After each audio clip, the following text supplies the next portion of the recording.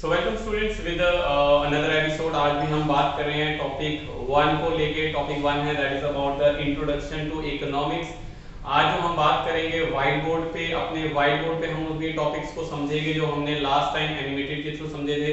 अगर आपने अभी तक प्रीवियस वीडियो नहीं देखी है तो प्लीज एक दफा वो वीडियो जरूर देख ले। उसी चीज को आप रिपीट कर रहे हैं with the white board and the marker. So let's start this video. I hope अभी तक आपने चैनल सब्सक्राइब कर लिया होगा, वीडियो शेयर जरूर करें। डेफिनेटली आपके इसके टेस्ट सीरीज भी आपको जरूर मिलेगी। तो स्टार्ट करें। पहले सबसे बात हम लोग शुरू करेंगे मीनिंग के साथ। इकोनॉमिक्स का मीनिंग क्या होता है, और जब बात करें इकोनॉमिक्स के मीनिंग की तो हम पहले ही वर्ड डिफाइन कर चुके हैं, that is drive from a Greek word. Guys ये जो वर्ड है वो ग्रीक वर्ड से ड्राइव हुआ है, जिसका मतलब है ओक्यो प्लस नेमियन। जब मैं वर्ड यूज कर रहा हूं यहां पे ओक्यो, ओक्यो मीन्स होता है यहाँ पे हाउस होल्ड, और यहाँ पे अगर बात करें दूसरी दैट इज अबाउट द नेमिया। नेमिया मीन्स होता है मैनेजमेंट। अगर बात करें हाउस होल्ड मैनेजमेंट की तो हाउस होल्ड मैनेजमेंट कहता है कि आपको घर चलाने का तरीका पता होना चाहिए। जबकि अगर बात करें अब जो मेन टॉपिक है हमारा इसमें that is about the economic problem. Economic problem में हम बात कर रहे हैं। इकोनॉमिक प्रॉब्लम में तीन हमारी मेन इंपॉर्टेंट पॉइंट्स हैं। सबसे पहले आता है unlimited wants, second we have limited resources, and third one is alternate use of resources. तो ये तीन जो है हमारी इकोनॉमिक प्रॉब्लम रहती हैं। और जब मैं बात कर रहा हूं इकोनॉमिक प्रॉब्लम की, यानी कि ये वो प्रॉब्लम्स हैं जो हमारी वर्ल्ड वाइड प्रॉब्लम्स रहती हैं। गाइस अगर आपको रेजोल्यूशन बढ़ाना है आप वीडियो का रेजोल्यूशन बढ़ा सकते हैं। ये फुल एचडी में अपलोड की गई है, so don't be worried about anything. आप इसको प्रॉपर्ली जो है पिक्सल रेट्स बढ़ा के ये सब कुछ रीड आउट कर सकते हैं। सो नॉर्मली अगर बात करें इकोनॉमिक प्रॉब्लम्स की तो क्या प्रॉब्लम्स आती है? Unlimited wants. तो यहाँ पे अगर हम वांट्स की स्पेलिंग ठीक करने की बात करें तो अनलिमिटेड वांट्स होती हैं। अनलिमिटेड वांट्स क्या होती हैं? यहाँ पे जरूरतें कभी खत्म ही नहीं होती, यानी कि आपके पास क्या है 1 2 3 4 5। देखो जब से आप पैदा हुए तब से लेके आज तक आपकी जरूरतें कभी खत्म ही नहीं हुई। आपने हमेशा कुछ ना कुछ रिक्वायर किया ही किया है, और उसी को कहते हैं हम लोग अनलिमिटेड वांट्स। बट आप कहेंगे सर ये तो प्रॉब्लम खत्म ही नहीं होती, तो क्या हुआ? हमें तो कोई प्रॉब्लम भी आई नहीं, हमने जो मांगा हमें मिला, हम जो चाह रहे हैं हमें मिल रहा है। बट हम कहते हैं कि सर प्रॉब्लम तब आती है जब आती है लिमिटेड रिसोर्सेज की बारी। तो जी हाँ बिल्कुल, अगर लिमिटेड रिसोर्सेज आपके पास होंगे तब आपको ये समझ आएगा कि सर प्रॉब्लम आती है कि नहीं आती। जरूरतें आपकी क्या थी, जरूरत आप क्या चाहते थे, बट क्या जो आप चाहते थे वो आपको मिला? सबसे ज्यादा बात इसी में है कि आपके लिमिटेड रिसोर्सेज की वजह से आपकी प्रॉब्लम्स जो हैं वो बढ़ जाती है। तो आप आईफोन लेना चाहते थे, आपने आईफोन नहीं लिया। आप ऑडी लेना चाहते थे, आपने ऑडी नहीं। The reasons behind that you have a limited resources. You मतलब कि आपके पेरेंट्स के पास लिमिटेड रिसोर्सेज है जिसकी वजह से आप वो नहीं ले पा रहे। और लास्ट अगर बात करें ऑल्टरनेट यूज ऑफ रिसोर्सेज, यानी कि जो आपके पास रिसोर्सेज अवेलेबल हैं, यानी जो मनी या आपके एसेट्स जो आपके पास अवेलेबल हैं वो ऑलरेडी लिमिटेड हैं। तो यानी कि अगर अल्टरनेट यूज की बात करें तो यहाँ पे एग्जांपल ले रहे हैं। यहाँ पे एग्जांपल ध्यान से समझिएगा। यहाँ पे हमारे पास अगर 10 रुपए हैं और हम कहते हैं इस 10 रुपए से आपने कुछ खरीदना है, तो आप इससे बी सी एंड डी आप इससे बहुत सारी चीजें इससे खरीद सकते हैं। बट 10 रुपए में सब कुछ तो नहीं खरीद पाएंगे।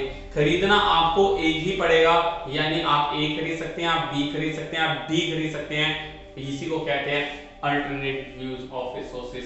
सो इस चीज को आप बिल्कुल ध्यान में रख लीजिए कि जब हम इकोनॉमिक प्रॉब्लम्स की बात करते हैं तो अल्टरनेट जो होता है रिसोर्सेज, लिमिटेड रिसोर्सेज और जो हमारे अनलिमिटेड वांट्स, यही तीन ऑप्शंस रहते हैं। इसके अलावा आपकी पॉवर्टी, अनएम्प्लॉयमेंट ये आपकी इकोनॉमिक प्रॉब्लम नहीं है, क्योंकि इकोनॉमिक प्रॉब्लम मैं यहां मेंशन कर चुका हूं कि वो एक वर्ल्ड वाइड प्रॉब्लम रहती है। और जब हमारे पास वर्ल्ड वाइड प्रॉब्लम है तो आप ऐसा समझें कि ये जो तीन प्रॉब्लम्स हैं ये हर जगह सेम रहेंगी।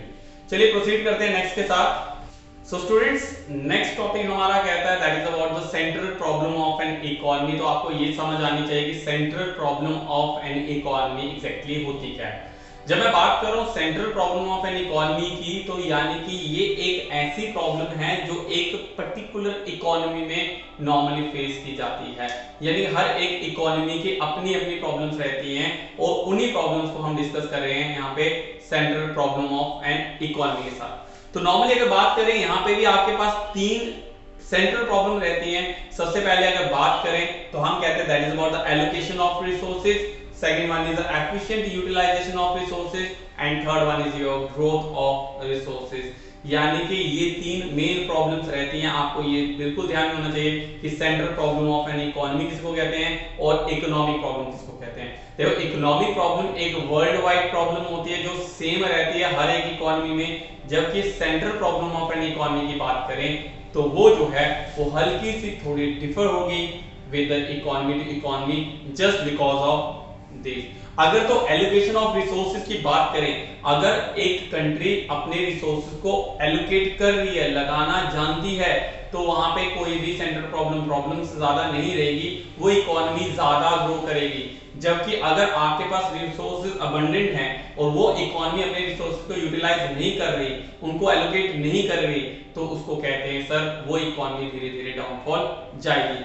अगर बात करें एलोकेशन ऑफ रिसोर्सेज को लेके, सबसे पहले टॉपिक को लेके, तो एलोकेशन ऑफ रिसोर्सेज कहता है कि हमारे पास रिसोर्सेज इसलिए एलोकेट नहीं हो पाते, the reasons behind that we have three problems with there. Number one, what to produce. सबसे पहले हमें यही पता होता कि हम प्रोड्यूस क्या करने वाले हैं। व्हाट टू प्रोड्यूस सबसे ज्यादा इंपॉर्टेंट चीज रहती है, जहां पे हमें नहीं पता कि हम प्रोड्यूस क्या करेंगे, और जब हमें यही नहीं पता प्रोड्यूस क्या करना है तो हम अपने रिसोर्सेज कैसे लगा पाएंगे और क्या बनाना है। व्हाट टू प्रोड्यूस, तो हम कहते हैं सर यहाँ पे दो चीजें आती हैं, प्रोड्यूसर दो चीजें प्रोड्यूस कर सकता है। सबसे पहला आता है कंज्यूमर गुड, यहाँ पे कैपिटल गुड, यानी वो कंज्यूमर गुड बना सकता है या वो कैपिटल गुड बना सकता है। तो पहला प्रॉब्लम आती है व्हाट टू प्रोड्यूस। अगर आपको यही नहीं पता कि क्या बनाना है तो आप अपने रिसोर्सेज कहां लगाएं। मैं आपको अगर सपोज करो 10 लाख रुपए और 5 लेबर दे दूं और मैं कहूं कि चलिए इनको यूटिलाइज या एलोकेट करें कहीं पे, तो जब तक आपको यही नहीं पता होगा कि सर इनसे बनाना क्या है, तो आप तब तक कुछ बना नहीं पाएंगे। जबकि इसी के साथ सेकंड पॉइंट आता है हम रिसोर्सेज क्यों प्रॉपर्ली एलोकेट नहीं कर पाते, because how to produce. So how to produce मतलब कि कैसे बनाना है। तो सर बनाना क्या है, चलो वो तो ठीक है, लेकिन बनाना कैसे है। हाउ टू प्रोड्यूस अगर हमें पता ना हो तब भी हम अपने रिसोर्सेज को एलोकेट नहीं कर पाएंगे। और हाउ टू प्रोड्यूस में ये कहते हैं कि सर दो टेक्निक्स होती है, labour intensive and capital intensive. जिन्होंने अभी तक वीडियो पिछली नहीं देखी प्लीज एक बार वीडियो देख लें। मैं कोशिश करता हूं कि एक ही वीडियो में दोनों टॉपिक्स कवर हो जाएं, यानी कि हमारा जो स्लाइडिंग पॉइंट है, एनिमेटेड है, और जो हमारा व्हाइट बोर्ड पॉइंट्स है, दोनों हम स्टडी करवा पाएं। बट कभी कभी पॉसिबल नहीं हो पाता, तो प्लीज आप इनको दो पार्ट्स में अच्छे से समझें। तो सर यहाँ पे कहते हैं हाउ टू प्रोड्यूस का मतलब होता है लेबर इंटेंसिव टेक्निक या फिर कैपिटल इंटेंसिव टेक्निक। जब लेबर इंटेंसिव टेक्निक की बात की जा रही है तो यानी कि हम लेबर को ज्यादा यूटिलाइज करेंगे, और हम कैपिटल इंटेंसिव टेक्निक में कैसे बनाएंगे, कैपिटल यानी कि मशीन से बनाएंगे। और तीसरी चीज जो हमें यहाँ प्रॉब्लम क्रिएट करती है that is for whom to produce. किसके लिए बनाए sir, what to produce, how to produce and for whom to produce. आपने बहुत सारे YouTube चैनल में देखा होगा, but central problem of an economy की बात करें तो आती है that is allocation of resources, efficiently utilising growth of resources. तो एलोकेट इसलिए नहीं हो पाते हमारे resources because we have the three problems, what to produce, how to produce and for whom to produce. और फॉर होम टू प्रोड्यूस में हमारे पास दो चीजें आती हैं। सबसे पहले आती है फॉर द रिच और for the poor. Sir rich के लिए बनाना है या पुअर के लिए बनाना है, यही चीजें हमें समझ नहीं आती। और जब हमें ये दोनों समझ आ जाएंगी तो नेचुरली ये क्या होगा, वो एलोकेट रिसोर्सेज हो जाएंगे। जबकि बात करें अपने सेकंड प्रॉब्लम की तरफ, तो जिसका नाम है एफिशिएंट यूटिलाइजेशन ऑफ रिसोर्सेज। क्या हमारे रिसोर्सेज एफिशिएंटली यूटिलाइज हो रहे हैं या नहीं हो रहे। तो ये भी एक बड़ी प्रॉब्लम रहती है कि सर एक इकोनॉमी में एक प्रॉब्लम है जहां पे इकोनॉमी के पास ऑलरेडी एक लिमिटेड रिसोर्सेज हैं, उन लिमिटेड रिसोर्सेज को किस तरह से एलोकेट किया जाए, उनको कैसे एफिशिएंटली यूटिलाइज किया जाए, ये भी एक समस्या रहती है। और last one that is about the growth of resources. जो रिसोर्सेज हमारे पास लिमिटेड हैं, क्या उनकी ग्रोथ हो रही है या नहीं हो रही, इसके वर्किंग भी करते हैं। अगर कहीं भी आपको रिफ्लेक्शन दिखने को मिल रहा है सो डोंट बी वरीड, मैं पूरा one by one point explain कर रहा हूं, आप वीडियो को पॉज करके भी चला सकते हैं। बट बात आती है सर ये तो थी problems, that is about the problems of an economy. तो सर प्रॉब्लम है, सॉल्यूशन कहां है। सो सॉल्यूशंस की अगर बात करें तो स्टूडेंट सॉल्यूशन भी रहता है और सॉल्यूशंस की बात कर रहे हैं। So let's proceed with the solution. So students क्या कहती है हमारी नेक्स्ट जो हमारी सॉल्यूशंस है, तो उसके बारे में बात करें तो आते हैं प्रोडक्शन पॉसिबिलिटी कर्व। यही एक सॉल्यूशन है जो कि central problem of an economy को एक सॉर्ट आउट करती है। अब सॉर्ट आउट कैसे करती है इसके बारे में हम बात कर लेंगे अगर हल्का सा, तो ये कहती है that PPC is a graphical representation which shows the various combination of two goods X and Y which producer can produce and get with his given resources। अपने रिसोर्सेज को अगर वो यूज करेगा और अपने रिसोर्सेज को यूटिलाइज करने के बाद वो अगर प्रोडक्शन करेगा तो कितनी पॉसिबिलिटीज हैं प्रोडक्शन की, उसको एक ग्राफिकली यहाँ पे आप देख रहे हैं, ये ग्राफिकली शो करता है कि कितनी तक चांसेस हैं। ये देख रहे हैं, ये जो कर्व है ये एक चांस दिखा रहा है, जैसे यहां से खड़ा हूं मैं कहां तक मैं हाथ लगा सकता हूं, एक मेरी पॉसिबिलिटीज है कि कहां तक मैं टच कर सकता हूं, उसी की पॉसिबिलिटी शो करता है कि रिसोर्सेज अगर एफिशिएंटली यूटिलाइज किए जाएंगे तो कितनी प्रोडक्शन की पॉसिबिलिटीज बनती है। इसके साथ अगर बात करें इसकी अजम्पशंस की, तो अजम्पशंस भी बहुत अच्छी हैं। 5 अजम्पशंस के साथ हम बात कर रहे हैं। सबसे पहली अजम्पशन कहते हैं that the resources remain fixed. हमारे रिसोर्सेज क्या रहेंगे, फिक्स्ड हैं, यानी कि अगर हम लेबर की बात कर रहे हैं तो लेबर को आप ना बढ़ा सकते हैं ना ही कम कर सकते हैं, तो हमारे लेबर जो होंगे वो फिक्स रहेंगे। रिसोर्सेज आपके फिक्स रहेंगे। सेकंड आपके प्रोड्यूसर जो है वो सिर्फ 2 ही चीजें को प्रोड्यूस कर सकता है, that is X and Y. वो कुछ भी प्रोड्यूस करे, आपने रिसोर्सेज को सिर्फ 2 ही जगह यूटिलाइज कर पाएगा प्रोडक्शन के लिए। सी थर्ड बात करें that is about the fully and efficiently utilisation. आपके रिसोर्सेज जो है वो फुल्ली और एफिशिएंटली यूटिलाइज्ड होते हैं, यानी कि जो काम वो कर सकता है, जैसे मैं टीचर हूं, मैं जो काम कर सकता हूं मैं उसके लिए फुल्ली और एफिशिएंटली यूटिलाइज किया जाऊंगा। अगर आप बोलें सर चलिए और कुछ और काम करना शुरू कर दिए, उसके लिए मैं एफिशिएंटली और फुल्ली यूटिलाइज नहीं हो पाएगा। और फोर्थ है that is not equally efficient for the both the productions. Resources जो हैं वो इक्वल एफिशिएंट नहीं है दोनों प्रोडक्शंस के लिए। और लास्ट कहता है that is about the technology will remain same, यानी आपकी टेक्नोलॉजी रहेगी वो कांस्टेंट रहेगी, वो भी चेंज नहीं होगी। अजम्पशन में से क्वेश्चन आता है, याद रखना अजम्पशन में से 1 मार्क का क्वेश्चन 101% आ सकता है। अब बात करें इसके टेबल के थ्रू हम अगर इसको समझाएं तो यहाँ पे आता है टेबल।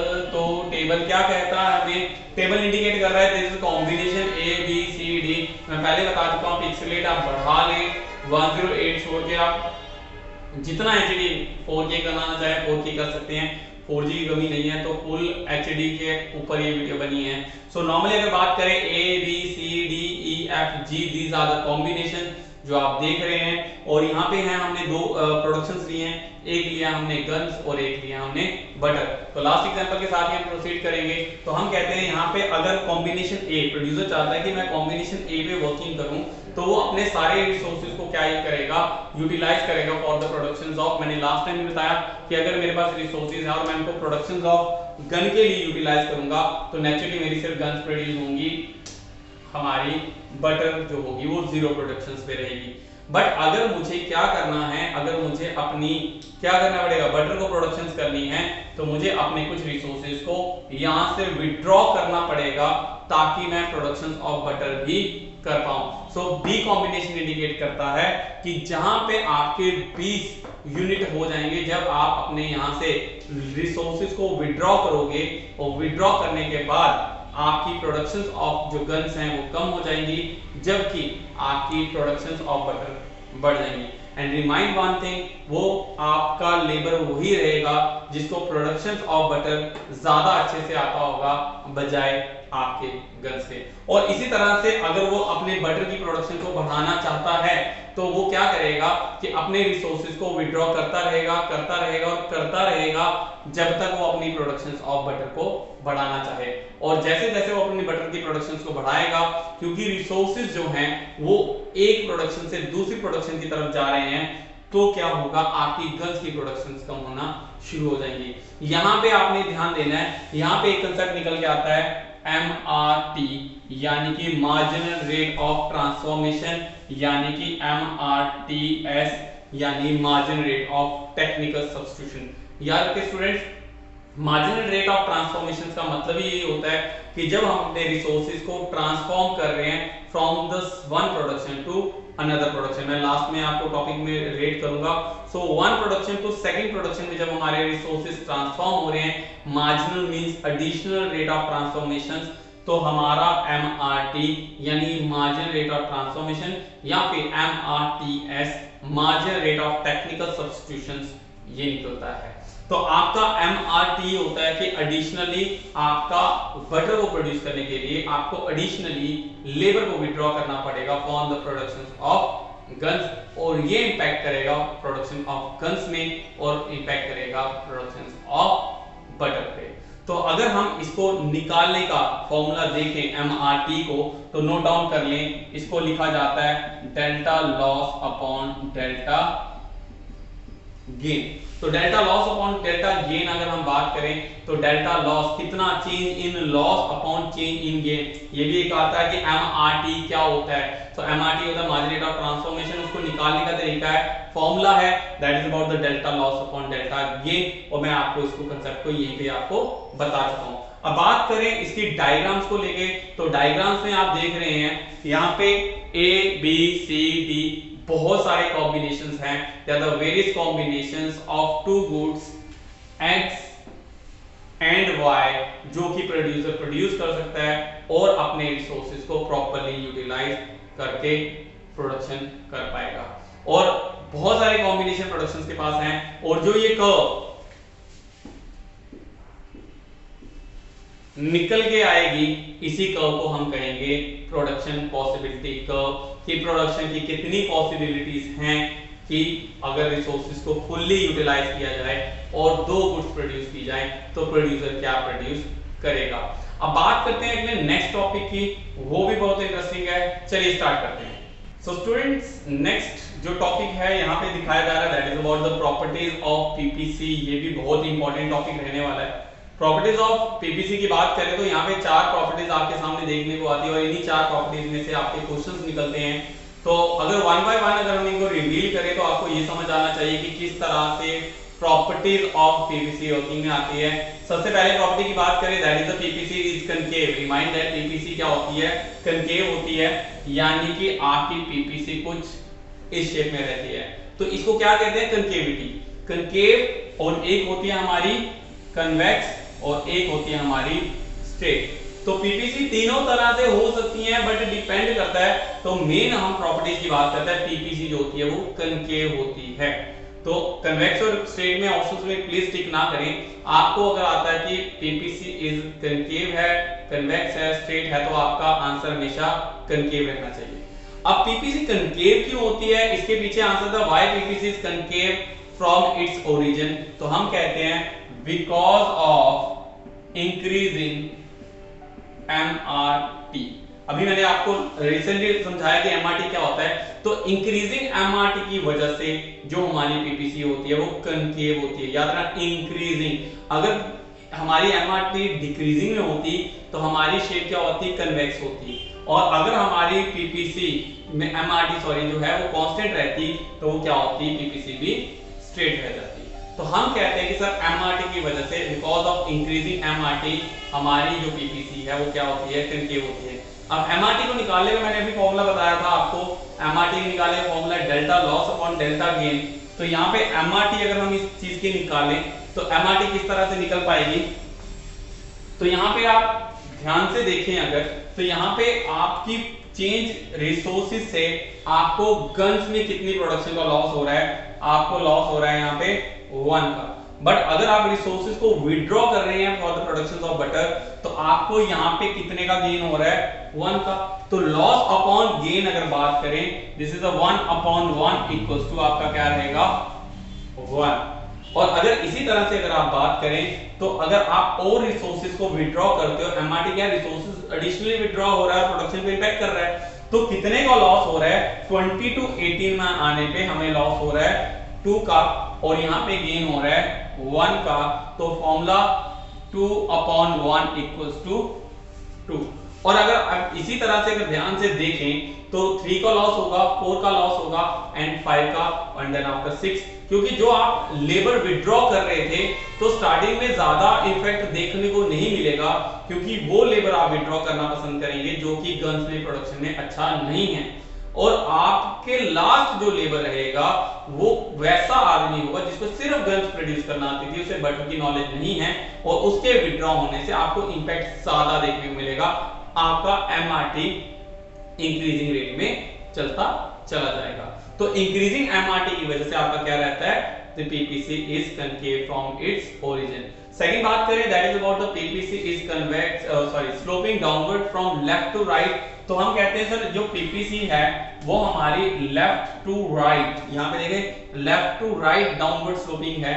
तो कहते हैं PPC left to right downward sloping क्यों है, द रीजंस बिहाइंड दैट, क्योंकि sir there is a negative relations between x and y।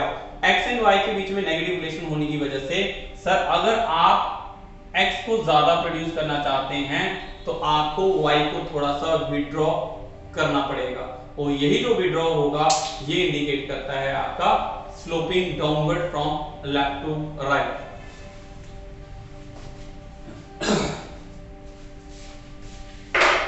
और स्टूडेंट्स याद रखें, आप देखें ध्यान से, तो आपकी पीपीसी कभी इस तरह से नहीं होती, ये होती है, अगर आपको दिखाई दे रहा है तो मैं इसको डार्क कर दूं यहाँ पे थोड़ा सा, और ये होती है right to left, sloping downward from right to left. Right to left indicate करता है कि आप अगर अपने x को बढ़ा रहे हैं तो आपका y भी बढ़ रहा है, तो यहाँ पे पॉजिटिव रिलेशन आ गया, जबकि x एंड y के बीच में नेगेटिव रिलेशन रहता है, आपका पॉजिटिव रिलेशन नहीं होता।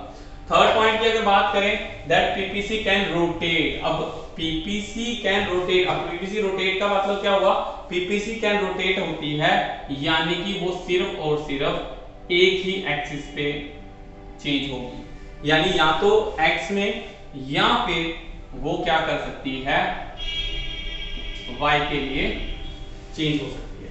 तो यानी कि जब हमारे रिसोर्सेज एंड टेक्नोलॉजी सिर्फ चेंज होंगे फॉर द सिंगल प्रोडक्शन, यानी एक्स की प्रोडक्शन के लिए अगर वो चेंज हो रहे हैं तो वो बाहर हो जाएगी, और अगर वाई के लिए सॉरी रिसोर्सेज कम होंगे या टेक्नोलॉजी चेंज होगी कम होगी तो हमारी एक्स अंदर आ जाएगी। और इसी तरह से वाई के लिए भी यही रहेगा कि आपके रिसोर्सेज अगर for the production of Y के लिए चेंज होते हैं, टेक्नोलॉजी अगर वाई के लिए चेंजेस होती हैं, तो आपकी जो रोटेशंस है वो होगी।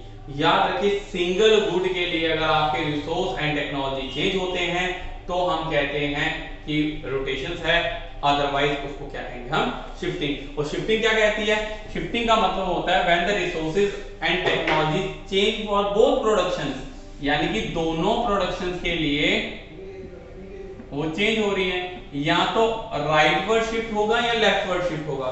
राइटवर्ड शिफ्ट इंडिकेट करता है, राइटवर्ड मैं रेड से बना रहा हूं, राइटवर्ड शिफ्ट करना कहता है कि रिसोर्सेज की ग्रोथ हो रही है, और लेफ्टवर्ड इंडिकेट करता है कि रिसोर्सेज जो है वो कम हो रहे हैं। सो बोथ द प्रोडक्शंस के लिए ये जो है वो चेंज होंगी, तो उसको कहते हैं दैट पीपीसी कैन शिफ्ट। तो ये चार प्रॉपर्टीज हैं हमारी, आपको पता होना चाहिए। राइटवर्ड शिफ्टिंग क्या होती है, लेफ्टवर्ड शिफ्टिंग क्या होती है। राइटवर्ड तभी होती है जब हमारे रिसोर्स एंड टेक्नोलॉजी बढ़ रहे हैं फॉर बोथ द प्रोडक्शंस, और लेफ्टवर्ड शिफ्टिंग तब होती है जब बोथ द प्रोडक्शन के रिसोर्सेज जो हैं वो कम हो रहे हैं, यानी टेक्नोलॉजी वहां के कम हो रही है फॉर बोथ द प्रोडक्शन। और अगर एक के लिए हो रही है तो उसको कहते हैं हम रोटेशंस, अदरवाइज इसमें और कुछ भी नहीं रहेगा। तो आपको ये चीजें पता होनी चाहिए कि प्रॉपर्टीज ऑफ पीपीसी क्या हैं। इसके साथ अब लास्ट टॉपिक की अगर बात करें, some of the main issues point, आइए बात करते हैं। सो स्टूडेंट्स अब बात करें अगर हम मेन पॉइंट्स की, तो मेन पॉइंट्स में आती है इसमें कुछ टॉपिक्स जो आपको पता होने चाहिए फॉर योर एग्जामिनेशन पर्पस के रिगार्डिंग। तो अगर बात करें हम सबसे पहले MRT जो होता है वो इक्वल्स टू MOC होता है, और इसको निकालने का फॉर्मूला रहता है delta loss upon delta gain. तो delta loss upon delta gain जो होता है वो MRT को फाइंड आउट कर लिया, हम जान चुके हैं MRT कैसे निकलती है, और MRT जो इक्वल्स टू होती है MOC, और उसका फॉर्मूला भी सेम रहता है। ये आपने अपने टिप्स या नोट्स पे लिख लेना है।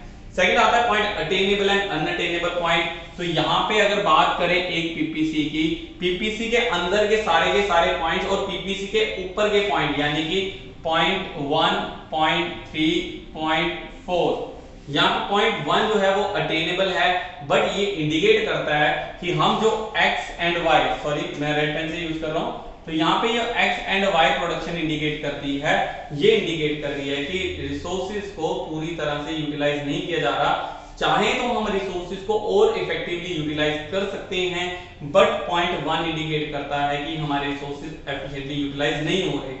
बट पॉइंट 3 और पॉइंट 4 इंडिकेट करते हैं कि हमारी जितनी पॉसिबिलिटीज थी, हम अपने रिसोर्सेज से जितने प्रोडक्शन कर सकते थे उतनी हम अपनी प्रोडक्शंस कर रहे हैं, और पॉइंट 3 और पॉइंट 4 कहलाता है optimum point. Is remind that is called the optimum point. और यहाँ पे अगर हम पॉइंट 2 एक और बना दें, ये दिखाता है अनअटेनेबल पॉइंट, यानी कि आप इतना x और y प्रोड्यूस नहीं कर सकते, आपके पास इतने रिसोर्सेज नहीं हैं कि आप उसको अटेन करें। इनको हम फिजिबल और नॉन फिजिबल पॉइंट्स भी कहते हैं।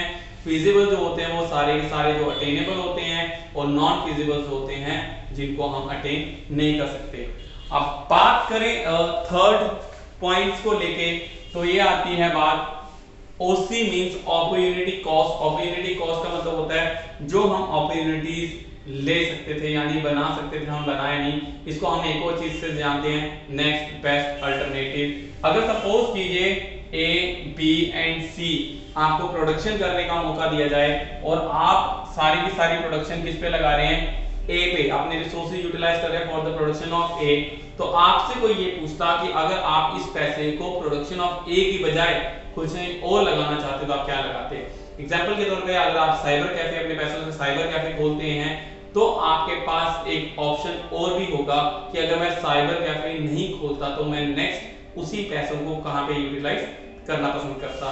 So that is the next best alternative. इसको ही कहते हैं हम हमारी अपॉर्चुनिटी कॉस्ट। सो हमारे डायग्रामेटिकली अगर बात करें, तो डायग्राम्स में अगर हमारे पास पॉइंट B और पॉइंट D है, अगर मैं पॉइंट B को प्रोडक्शन प्रोसेस में लाना चाहता हूं, यानी कि मैं this much of x and this much of y produce करना चाहता हूं, अगर मैं ये इतना प्रोड्यूस नहीं करता तो मैं क्या करता, शायद मैं D प्रोड्यूस करता, और D यहाँ पे इंडिकेट करता है नेक्स्ट बेस्ट अल्टरनेटिव, या फिर हम कहते हैं अपॉर्चुनिटी कॉस्ट। उतने खर्चे पे हम पॉइंट D को भी प्रोड्यूस कर सकते थे, और मैं अगर ये भी नहीं करता तो मैं D को प्रोड्यूस करना प्रेफर करता। अब बात करें ग्रोथ ऑफ रिसोर्सेज की, रिमाइंड दैट पीपीसी इंडिकेट करती है कि क्या रिसोर्सेज की ग्रोथ हो रही है या नहीं हो रही। अगर आपकी पीपीसी लेफ्टवर्ड शिफ्ट करती है यानी अंदर की तरफ, तो ये क्या इंडिकेट कर रहा है कि आपके रिसोर्सेज जो हैं वो कम हो रहे हैं। बट अगर यही पीपीसी अगर बाहर की तरफ यानी कि राइटवर्ड शिफ्ट करती, तो it indicates that is there will be the growth of resources. बात करें MOC की, तो मार्जिनल अपॉर्चुनिटी कॉस्ट का मतलब ये होता है कि जब आप एडिशनली कोई चीज प्रोड्यूस करते हैं, उसको एडिशनली खर्चा जो लगाते हैं, तो उस एडिशनल खर्चे को ही हम कहते हैं मार्जिनल अपॉर्चुनिटी कॉस्ट, और वो इक्विवेलेंट रहती है आपकी MRT, और उसको निकालने का फॉर्मूला भी सेम रहेगा, क्या है, that is delta loss upon delta gain. तो delta loss upon delta gain से आप इसको भी कैलकुलेट कर सकते हैं। And the last one is their government policy, that how government policy will impact, जो मैंने अपने पिछले वीडियोस में भी आपने जो प्रेजेंटेशन पार्ट में आपको बताया, मैं डायग्रामेटिकली यहाँ बताऊंगा। इसीलिए मैं स्टूडेंट्स कहता रहता हूँ कि अगर आप हमारी विजुअली वीडियोस देखते हैं और ये एक व्हाइट बोर्ड की एक वीडियो लेके आती है, तो दोनों को जरूर देखें ताकि आपके टॉपिक्स बिल्कुल क्लियर हो जाएं। तो अगर हम कहेंगे गवर्नमेंट पॉलिसी कैसे इंपैक्ट इम्पैक्ट करती है। तो सर गवर्नमेंट पॉलिसी किस तरह से इम्पैक्ट करेगी? अगर सपोज कंट्री की पॉपुलेशन 135 करोड़ अगर टोटल मिला के प्रोडक्शन करें तो हम पॉइंट ए पे प्रोड्यूस करें। अब क्वेश्चन आता है सर ऐसा क्यों हमारी प्रोडक्शन ऐसे होंगी? तो हम तो पॉइंट बी पे भी प्रोड्यूस कर सकते हैं, या इस पॉइंट को पी नाम रख रहा हूं, जो कि हमारी डायग्राम अभी स्क्रीन पे भी आप साइड पे देख रहे हैं। तो अगर आप देखें तो यहाँ पे पी पॉइंट हम प्रोड्यूस कर रहे हैं, सारे 135 करोड़ लोगों को हम यूटिलाइज करें। बट आप कहें सर सारे लोग यूज हो रहे हैं तो बी पॉइंट पे क्यों नहीं हो रहा? The reasons behind that B पे नहीं होने का, क्योंकि हमारे बहुत सारी लेडीज हैं जो बेचारी पढ़ी लिखी नहीं है, जो अच्छे से ट्रेन नहीं है, तो उनको ट्रेनिंग देने के लिए, उनको अपग्रेड करने के लिए, उनको स्किल एंड डेवलप या ह्यूमन कैपिटल बनाने के लिए गवर्नमेंट स्कीम्स लाती है। गवर्नमेंट स्कीम्स लाने का पर्पस ये है कि जो रिसोर्सेज हमारे एफिशिएंटली यूटिलाइज नहीं हो रहे उनको पढ़ा लिखा के, उनको अपग्रेड करके हम इस तरह से प्रोडक्शन करें ताकि हम अपने रिसोर्सेज को ऑप्टिमम यूटिलाइज कर पाएं। तो remind that there is no change in PPC when there is a government policy. हां, गवर्नमेंट पॉलिसी डिपेंड करता है, फॉरेन डायरेक्ट इन्वेस्टमेंट हो रही है, बाहर की कंपनी आगे रिसोर्सेज लगा रही है, या न्यू हमें कुछ इनोवेटिव मिल रहा है, तो वो अलग बात है। लेकिन अगर हम गवर्नमेंट स्कीम्स की बात करें उसमें हमारी पॉइंट पी से पॉइंट बी पे ही जाएंगे। पीपीसी ना ही रोटेट करेगी ना ही शिफ्ट करेगी। Make in India, skill India, इससे हमें कोई भी पीपीसी में चेंजेस नहीं देखने को मिलेगी, सिर्फ हम पॉइंट पी से हम पॉइंट बी पे जाएंगे। सो गाइस, आई होप आपको ये वीडियो पसंद आया होगा। आपका टॉपिक 1 आज होता है complete, that is about the introduction to economics. तो हमने 2 पार्ट्स में इस वीडियो को कवर किया है। इसी तरह से हम और भी वीडियोस लाएंगे। प्लीज इसको शेयर जरूर करें अपने दोस्तों के साथ, और जितना भी हो सके जहां पे आपको कोई प्रॉब्लम आती है प्लीज कमेंट बॉक्स में अपना जो है वो जरूर डालें। कमेंट बॉक्स में अपना मेंशन प्रॉब्लम जरूर डालें। आप व्हाट्सएप कर सकते हैं मुझे 9018186143 पे, वहां पे भी आपकी प्रॉब्लम को सॉर्ट आउट किया जाएगा। और साथ ही साथ चैनल सब्सक्राइब तो आपने कर ही लिया होगा, अगर नहीं किया तो जरूर कर लें। सो नेक्स्ट वीडियो के साथ, नेक्स्ट टॉपिक के साथ हमने स्टार्ट किया माइक्रो इकोनॉमिक्स। माइक्रो इकोनॉमिक्स के 6 टॉपिक्स हम पहले कवर अप करेंगे। सिलेबस का जो है वो डिस्क्रिप्शन बॉक्स पे है, जो हमारी एनिमेटेड वीडियो है वो डिस्क्रिप्शन बॉक्स पे है। इस वीडियो को आप प्लीज एक दफा देखें। एमसीक्यू की भी वीडियो जो होंगी वो मैं अपलोड करूंगा ताकि आपके एमसीक्यूज जो भी हैं सॉल्व हो जाए। आई होप आज के लिए इतना ही रखते हैं। Thank you so much guys for being with us. Take care, bye bye.